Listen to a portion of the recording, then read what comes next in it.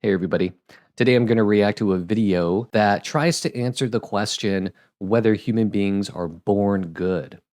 Great question. Philosophers have thought about this for a long time. I have thought about this. I'm curious to hear what they have to say. Let's check it out. It's a question people have asked for as long as there have been people. Are human beings inherently good? Are we born with a sense of morality? Or do we arrive blank slates, waiting for the world to teach us right from wrong? Or could it be worse? Do we start out nasty, selfish devils who need our parents, teachers, and religions to whip us into shape? The only way to know for sure, of course, is to ask a baby. No pulling levers for treats or running mazes for these study subjects, but they can watch puppet shows. Up goes the curtain. And win as part of a new wave of researchers who have discovered seemingly simple ways to probe what's really going on in those adorable little heads. Up goes the curtain. We watched as Win and her team asked a question that 20 years ago might have gotten her laughed out of her field. Does Wesley here, at the ripe old age of 5 months, know the difference between right and wrong? Wesley watches as the puppet in the center struggles to open up a box with a toy inside. The puppy in the yellow shirt comes over and lends a hand.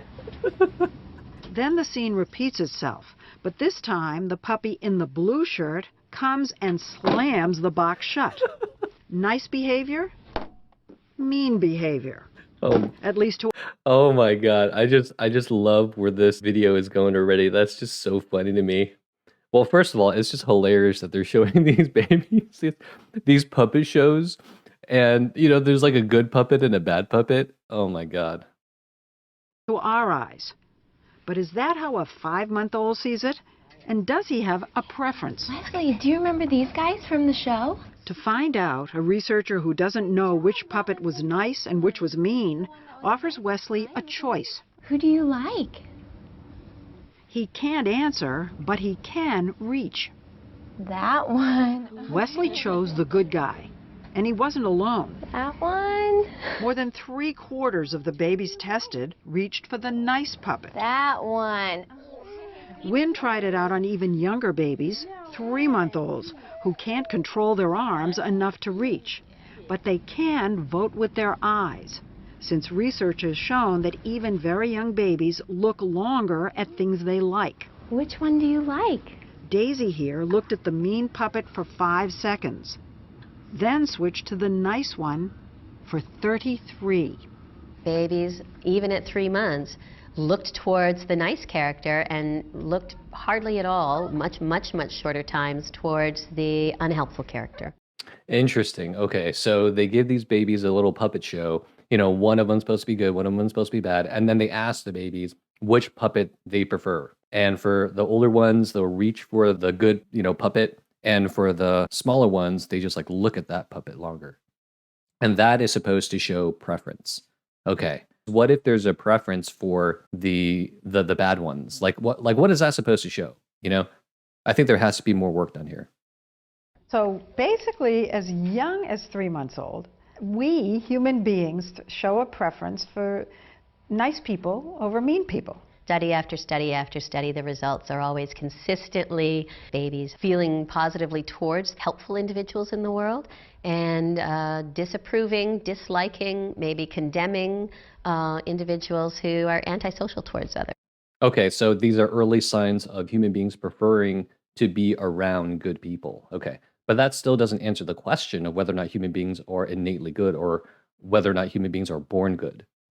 They showed babies like James here a puppet behaving badly. Instead of rolling the ball back to the puppet in the middle, this green-shirted bunny keeps the other puppet's ball and runs away. Then James is shown a second show. This time, the bunny, who we just saw steal the ball, tries to open up the box to get the toy. Oh, yeah, these experiments are just so funny to me. Can you imagine like the psychologists coming up with these scenarios? Just like, okay, well, we have to exhibit, like we have to display to the kids. We have to show the kids that this bunny is supposed to be a bad bunny. So how do we do that in a way that, everybody can understand? It's like, okay, well, this bunny is just not going to give the ball back, and this bunny is just going to run away with the ball. Oh my God, this is so funny.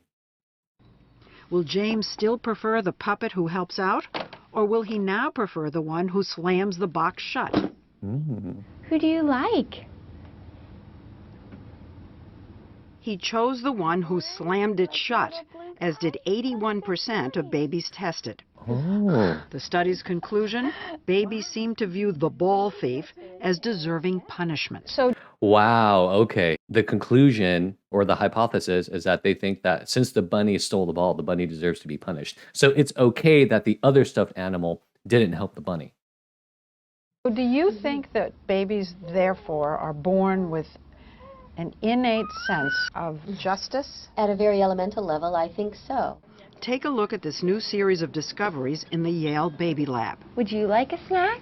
In offering babies the seemingly small, innocuous choice, graham crackers or Cheerios, Wynn is probing something big, the origins of bias, the tendency to prefer others who are similar to ourselves.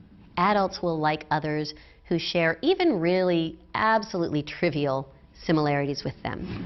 So will Nate, who chose Cheerios over graham crackers, Hi. prefer this orange cat, who also likes Cheerios, over this gray cat who likes graham crackers instead? Which one do you like? But like, okay, my question is, how does a baby supposed to understand that, the orange bear likes Cheerios? You know what I mean? It's just like all the baby saw was that the orange bear stood like behind the Cheerios and like kind of acted like it was eating it or something. Like, I don't know, like that's interesting. Apparently so. Remember these guys? But if babies have positive feelings for the similar puppet, do they actually have negative feelings for the one who's different? To find out, Wynn showed babies the gray cat, the one who liked the opposite food, struggling to open up the box to get a toy. Will Gregory want to see the graham cracker eater treated well? Or does he want him treated badly?